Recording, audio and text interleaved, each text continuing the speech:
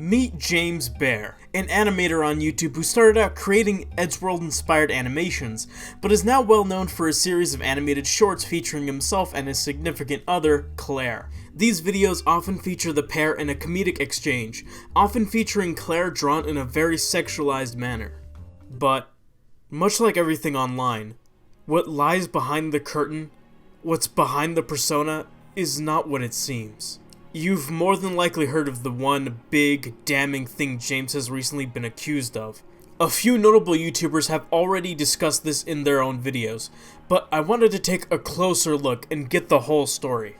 A lot of the details are often misrepresented, misconstrued, or never even mentioned in some of the most popular videos about James, and I know the reason why. So I dug deeper and got into contact with some of James's former associates to help provide additional details about James. With all of this, I hope to be able to give the full story behind James Bear, so that we may make a proper assessment of him as an individual. Just for clarification, anyone who has stated to have known James before in the past no longer associates with him today, and have actually been blocked by him for the past few years. Some people incorrectly imply that they are still friends with James today, despite it being the contrary. Looking at you, Wikitubia. With that said, join me as we dive deep into the James Bear story, and see just how far this story goes.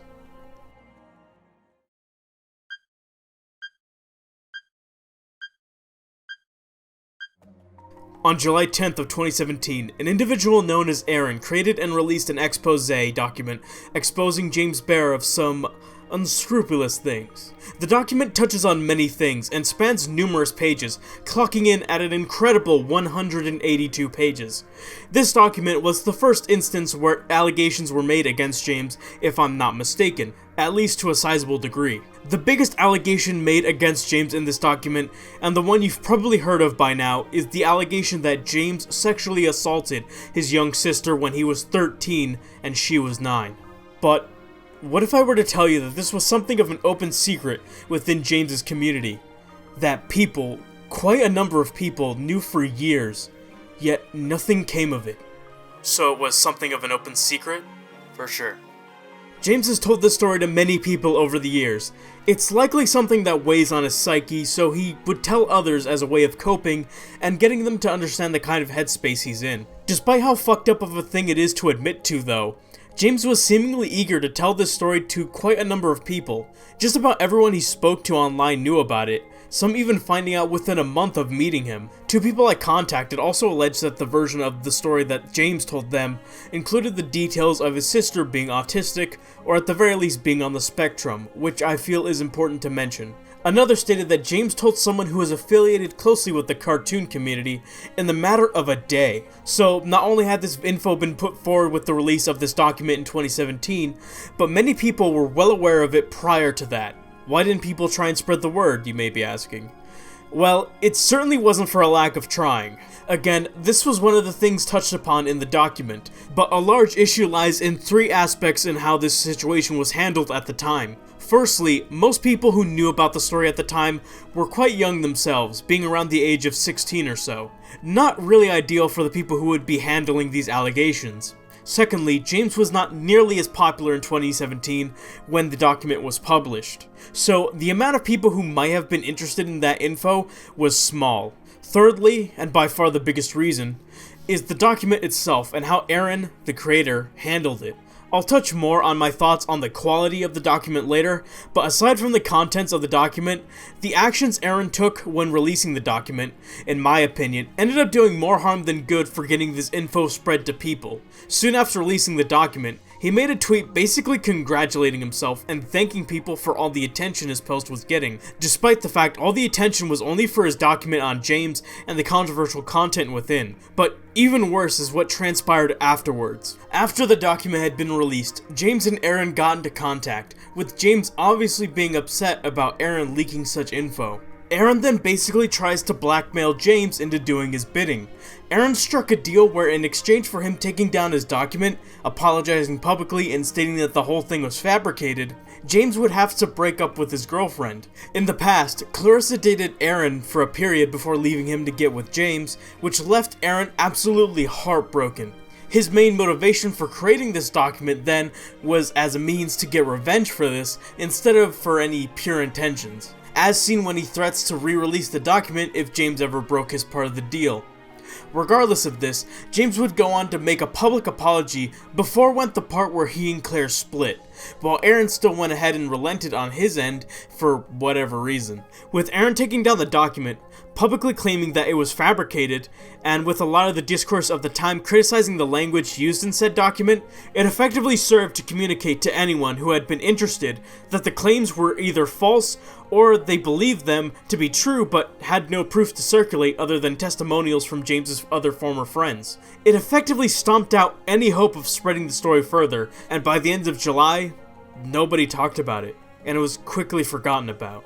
This was until 2020, when discussion about this had reignited, likely stemming from screenshots that had resurfaced from a Twitter account, which were new screenshots not from Aaron's document. These screenshots cover an exchange between James and an unknown individual, as James explains to them the whole sister story, with the other person rightly criticizing James on his actions. In these screenshots, James even divulges into what some of his thoughts are. I might have made some things up because of how scared I was. Because of that person spreading this bullshit. I feel bad so much for my sister. Even if it's awkward to even look at her, I just let it slide. And when that immature cunt brings it up, I get so furious and scared. The person actually then confronts James about the issue. James, you had intercourse with your sister. I had so many assholes telling me that. Yeah, I did, but I felt bad. I felt ashamed as well. It doesn't make a difference.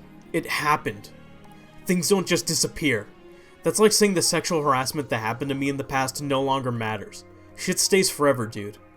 You gotta live with it for the rest of your life. James then responds to this legitimately good advice by sidestepping accountability and essentially stating that he just wants to live in the moment and look to the future. Another thing the document touches on is James's simpish tendencies, although that's putting it mildly. James had a reputation for trying to get with just about every girl he came into contact with online.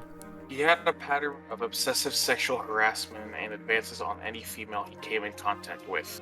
I had some female mutuals that were made uncomfortable by his sexualization of them. Stuff like making unwanted drawings, drawing attention and exaggerating their breasts, for instance. Like how he does with Claire, but to a lesser extent. He also just tried to get with any girl he could. Toxic Soul was the big one, but there were others he would mention. So, this happened with multiple girls? Would he repeatedly bother them like James did with Toxic? I've heard so from mutuals, but nothing seen directly other than one friend who was very adamant about staying away from him. So he never really had the chance. This point is one of the big things James's former friends know him for, as it was one of the first things that my contacts told me. And the document covers this at length. This reportedly happened a number of times, but the document loosely covers James's attempts in wooing Toxic Soul 77, which was referred to as the main one by those I spoke with. In 2016, while thirsting over Clarissa, he also tried to get with another artist online by the name of Toxic Soul 77. He would repeatedly mention her in tweets online, and would try to get her attention constantly. Toxic evidently was getting sick of James constantly bugging her, as she would soon start ghosting him. And Michaela, I don't know. Fuck her. She doesn't respond to me anymore. James took this as a sign to stop pursuing a relationship with her.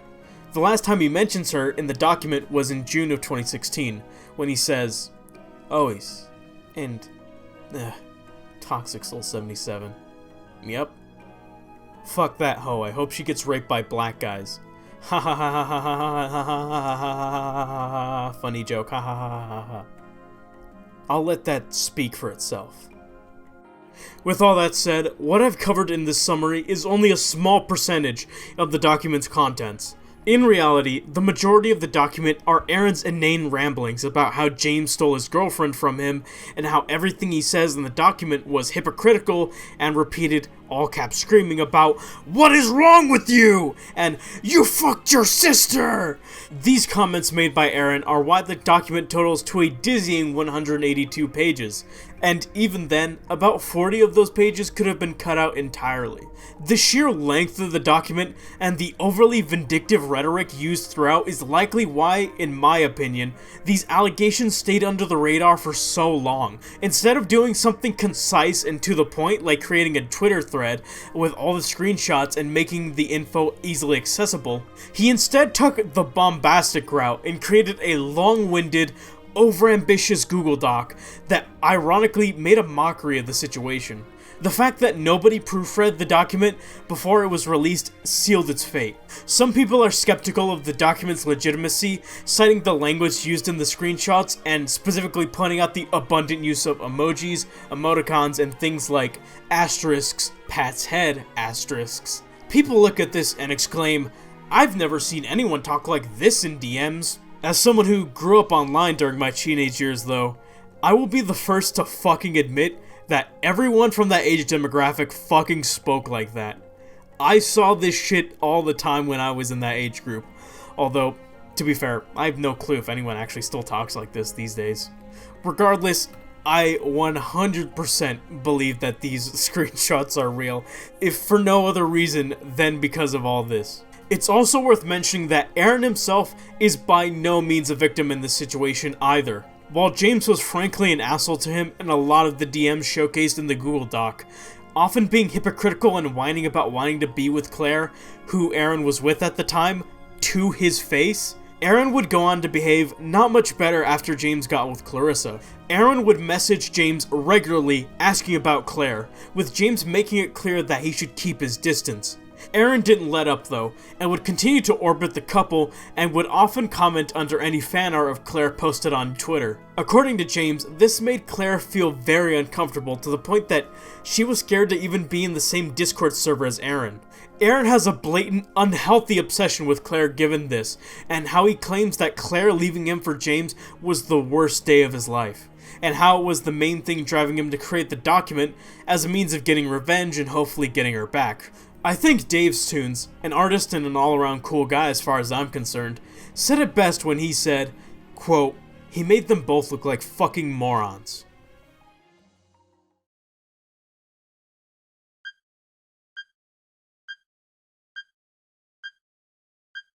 Yes, there's more. Because there's always more. Part 1 of this video mostly touched on the info presented in Aaron's document and fleshing out those ideas with added info given by those I've spoken to. But now, let's touch upon the info that wasn't present in the document, as it says a lot about the kind of person James is, despite how much he might want to deny it. James is quite protective over his girlfriend. I mean, it makes sense given how much he's whined about wanting to be with her for so long. But this overprotectiveness manifested itself in an interesting way. He would add a person, who requested to be anonymous in this video, to a Skype call with James and Claire. In this call, whenever Claire would react to something this person said, James would reportedly get very angry and claim that they were trying to steal his girlfriend from him. Because of this, he was originally going to make them the villain of his James and Claire cartoons for some strange reason. This idea didn't go anywhere though, not because of James's better judgment, but because he never continued the Claire and James series past one episode. But hey, James, if you're watching this, which I know you are, I would love to fill that position. We've already covered the sour relationship between James and Aaron, but how he took that anger out behind the scenes was strange to say the least. Apparently, for some reason, he would make Go Animate videos featuring himself and Aaron, with them featuring Aaron getting hurt in some fashion. Someone who knew James recounted their recollection of this, stating, plus, the Go Animate videos included the N-word a lot? It was uncomfy to watch, man. At least he didn't make my character say that, but I still do not like it. Why he would share something like this with anyone, I have no clue, but I suppose you could say the same for the rest of the info in this video. Around the years of 2018 to 2019, James met another artist by the name of Caden on Discord. They rather quickly became friends and would DM each other often, sharing artwork with each other and vent about their problems to each other.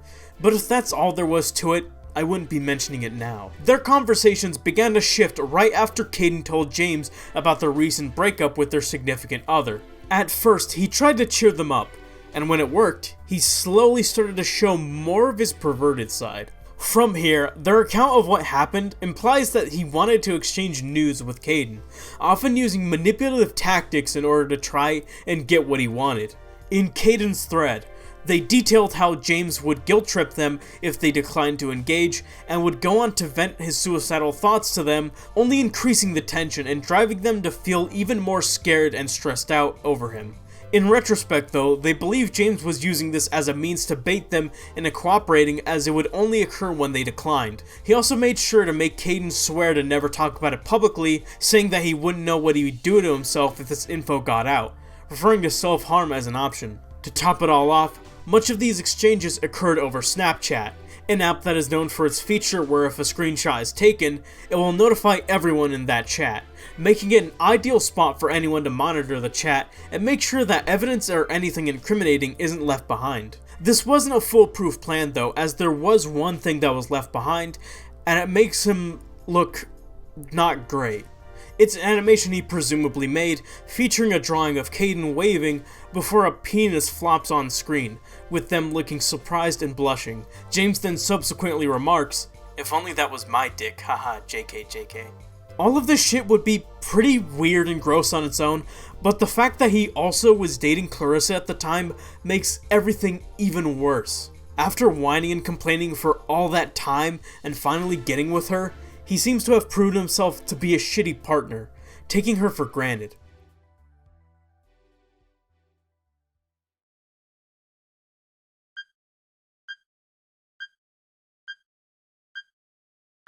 Much like with a lot of online figures who get called out for their unscrupulous past, James has managed to screw up responding to these allegations properly, time and time again. The first few times he has responded publicly aren't well documented, and I haven't found much info about them. Based on what little info I was able to dig up though, we roughly know what transpired after the document's release. After Aaron published the document in 2017, James and Aaron got into contact.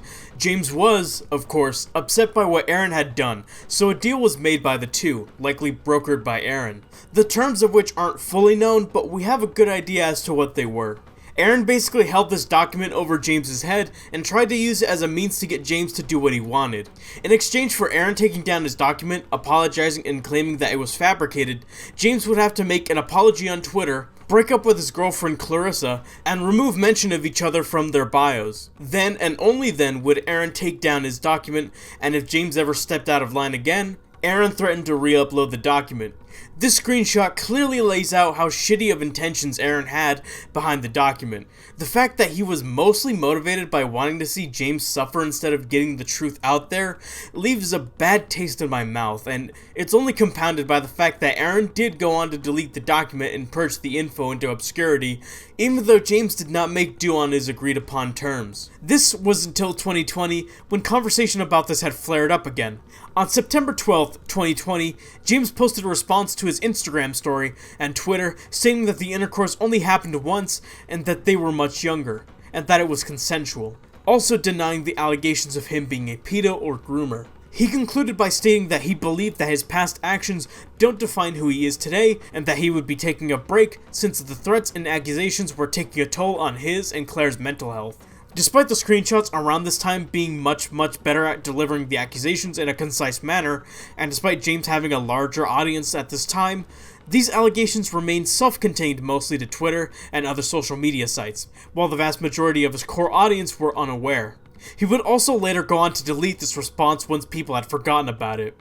A single video about the situation was created at the time by YouTube user Thinif. His video wasn't great since it lacked any screenshots to support his claim, and mostly relied on a deleted post by James, so it pretty much amounted to him saying, quote, "Source? Trust me, bro." But one screenshot he did showcase was a drawing by James showing him shooting someone meant to represent people who have a negative opinion of him based on the sister allegation. As the great Sun Tzu once said, when your opponent resorts to using soy jack memes, that's when you know you've truly won. James would later block Thinif after his video was published. In fact, he's blocked just about anyone who used to know him, more than likely in a vain attempt to impede their ability to call him out. Needless to say, not a great look on James's part. Also important to note is that the videos Thinif had posted were received negatively, as viewers brushed off the allegations as false due to James deleting his post. James was able to effectively have his cake and eat it too by giving a prim, proper PR response and then later deleting it, rendering any further discussion about the topic to be disregarded as false due to the deletion of his admittance. It's a slimy move, that's for sure. This brings us to 2022, when a Twitter user by the name of Lalo Does Art posted a thread on Twitter containing a decent amount of info and proof to back up the claims. These included a re-upload of Aaron's document, an archive of James's response from 2020 admitting to the accusations, and some comments made by James's former friends supporting the allegations. This was also when Caden Docs spoke out about their shady exchanges with James as well. Thankfully, unlike previously, this thread was both constructed decently and was spread around on Twitter to those who knew of him. Commentary channels like Tom Dark, Augie RFC, and Optimus picked up the story and reported it on their larger channels, spreading the info from Twitter to YouTube, where most of James's fanbase resides. The backlash was now even more than James had ever faced previously. James was pressured to respond. Sadly for him though, people weren't gonna fall for the same usual tactics. James started off fine by apologizing to those who were upset or disgusted by the allegations. That's good, but then immediately transitions awkwardly by ending it off with the phrase, "by what appears to be a premeditated attack on me as a person." This is, of course, referencing Aaron's document, but the only issue is that nobody cares, right? Aaron hasn't had an active role in this story for almost 5 years now, so James making reference to him is strange and misunderstands what people are angry about. In fact, a large part of his response thread references Aaron, mentioning how the info had been leaked, quote, 5 years ago by a person who hated my guts for ridiculous reasons, which is why that document exists. It was a childish attempt on trying to make me break up with someone they liked and wanted back. I think I speak for everyone when I say, who cares? This isn't about Aaron, this is about what you've done to someone, especially someone so young. That's not even mentioning the other sizable amount of other shit that you've done that just makes you look even worse, that you've also completely neglected to mention in this apology. And by trying to distract from the main issue by talking about some guy who hates you, you communicate that you have no understanding about this controversy. He concludes with James's tried and true method of sidestepping accountability by simply stating that we don't know him and that he's trying to be a better person with each passing day, and that he's flawed like everyone else. Ending off his response with, "I'm tired of having to deal with it once again, and I want to move on with my life." You know what? You're right. I don't know who you are, James. I don't know the real you or whatever, but from what people have told me and from what info I have dug up, the person I and many others know you to be is a sex-obsessed sexual abuser who has threatened suicide as a means to keep people on your side and get nudes out of them, and someone whose online career has been built off of him making kumbait animations where he over-sexualizes his girlfriend for the gratification of others. It's pretty hard to change my mind about that from a measly autobiography. Needless to say, this response did not go over well at all. In fact, it was ratioed by John Madden football. James's weariness is very visible in the rhetoric used in this particular response. While previous responses like the one from 2020 was very much so more PR friendly and looked good on his part, and was able to easily persuade his audience, this time around people saw right through it and were having none of it.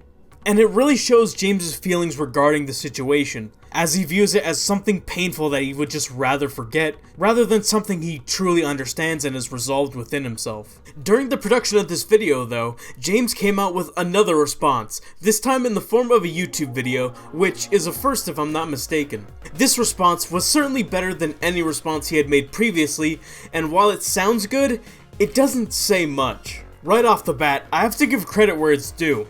James didn't claim that the intercourse he had with his sister was consensual. I can't believe I have to give him credit for something like that, but this is just the reality of the situation. And that's about as much credit as I can give. The video still has a fixation on Aaron and what part he played in the allegations, which, again, most people don't really care about. Most of the video, in fact, seems to consist of James trying to whittle down Aaron's own reputation and show us that he's not that great of a guy. Which, on the one hand, is good since it provided me some helpful info that certainly recontextualizes Aaron's role and actions in the story. But on the other hand, it does nothing to address the controversy on James's end. All he does is spend time in the already short response video to make Aaron look bad, which also makes James look even worse given how he spent part of this video's already short runtime dedicated to this instead of handling the main subject at hand. One thing I find strange is how James censored parts of the screenshot, although not for privacy concerns, at least not completely, as anyone who has read the document knows exactly what belongs in these blanks. Now, why would you do that, James? Are you hiding something, or? Don't worry. Allow me. That's better. James also sticks in a short 2-sentence interjection in the video saying, "Whatever I said in the leaked messages was fabricated, and I knew that this person would leak these messages one day with bad intentions." Which is just such a weird thing to say. He's essentially trying to say, "Yes, Your Honor, me making a rape joke about a girl I unsuccessfully tried to date by bugging her repeatedly on Twitter was all fabricated. I didn't mean it." Yeah, James, that's not the slam dunk own that you think it is. Did you even read the fucking thing? At best, this is a throwaway line that you tried to put out there to try and get people to question the validity of the screenshots in the document, and at worst, James is stating that he has habitually lied about shit to anyone he once talked to online, and if that's the case, then why the hell should we accept anything you say? It's crazy how 2 sentences can throw everything you've ever said out of whack. Surprisingly, he does make reference to the Caden Doc situation, although his response could just be summed up as, "I don't remember doing that, but I might have, so I'm sorry." Which is really all I or anyone else can ask of him, really. So, good job on that, I guess. James concludes with saying that he's seeing a therapist and will see them more, which is the #1 thing I wanted him to do, so I'm very glad to hear that. While this video did a few things right, it's certainly not a good response. Again, it mostly just amounts to calling Aaron out for blackmailing James, with the other stuff being more smaller good things on the side, rather than just overall net positives. But, at the very least, it's a definite step in the right direction.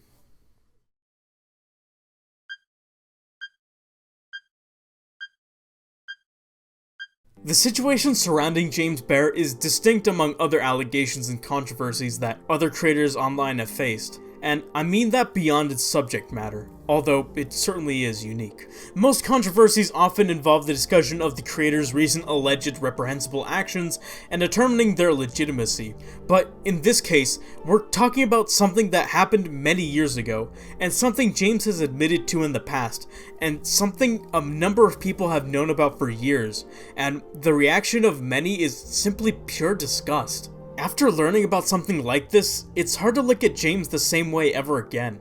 Honestly, to some extent, I do feel sorry for him. It's undeniable that this has tormented him ever since it's happened, and the fact that he has to live with it for the rest of his life as someone who has done this horrid act is a depressing reality. But at the same time, I get the sense that James just wants to run away from it instead of getting professional help and having it be resolved within himself. While he used to confide this information within his peers as a means to vent and get it off his chest, it's clear that he now just wants to run away from it all and try and move on. But no matter how fast he runs, it always manages to keep pace and continue to loom behind him. Because every single response he's made to the situation amounts to him just trying to save face. Whether it be the response in 2020 that he makes a very PR-friendly response and then later deletes it as if it never happened, or the recent response where much of the rhetoric reflects something of exhaustion or exasperation on his part. Ending his response with the phrase, quote, "I'm tired of having to deal with it once again and I just want to move on with my life," is just an example of how the thread's rhetoric reflects the feelings of someone fed up with having to talk about it again, instead of getting to try and bury it in the past and forget about it. Whereas the ideal response would reflect his understanding of how he's hurt his sister, and understand the damage he's caused. Something that would come from help from a professional psychologist. The main claim James has always tried pushing with this story is the idea that he's changed. That it no longer defines who he is today, nor should it. It's ironically the most consistent idea in this story. In his final response, he even states, quote, "These people, and including you, reading this, don't know my full story. You don't know my personal life, you don't know me personally, and you will never get to know me, because I don't need to tell you."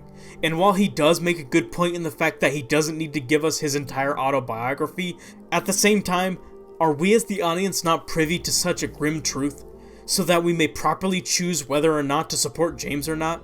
And as it stands, the person we know James to be is someone who has sexually abused his younger, autistic sister, repeatedly tried getting into a relationship with multiple girls to the point of making them feel uncomfortable, used his mental health as a means to try and get news from someone, and a host of other, smaller, shitty things he's done.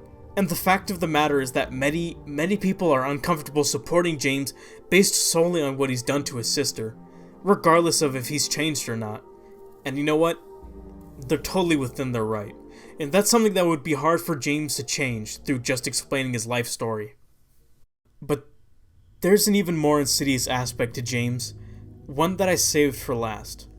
One that, on the face of it, may not seem that bad, but is much worse when fully realized. James has had a record of dishonesty in the things he says. Not just general dishonesty, but in particular, he hasn't been consistent with how he's told the story about what he's done to his sister.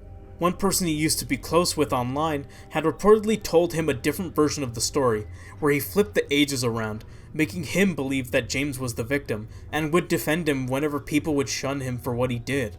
And in Aaron's document, he himself stated that he had been abusing his sister between 2015 and 2016, which would have been multiple times when he would have been 15 to 16. This is all to say that our understanding of the story behind James Bear may not be entirely correct, and that the truth that lies beneath the surface may be even more sinister than we know. So that's something to think about.